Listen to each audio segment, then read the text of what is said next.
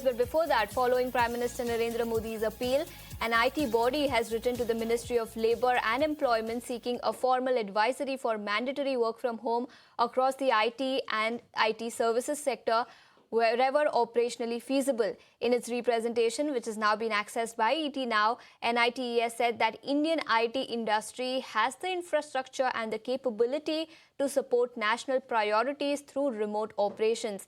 Sumita Karir is now joining us with more details on this. Sumita?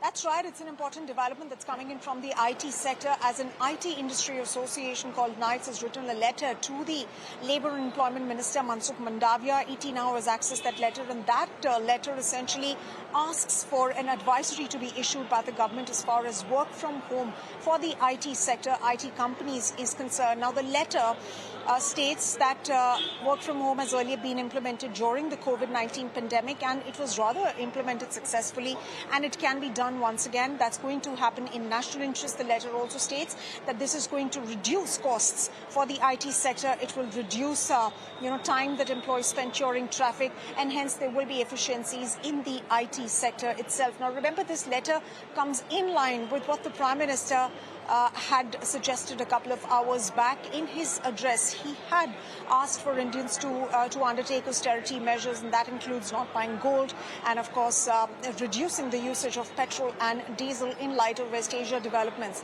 Let me also quote from the letter which ET Now has accessed. The letter essentially states that by reducing daily commuting, lakhs of IT employees can successfully and significantly contribute towards fuel conservation, reduction in traffic congestion, environment protection and employee well-being while ensuring uninterrupted digital operations and economic activity. The letter states that all of these measures can be undertaken in view of national interest. Sumita, thanks so much.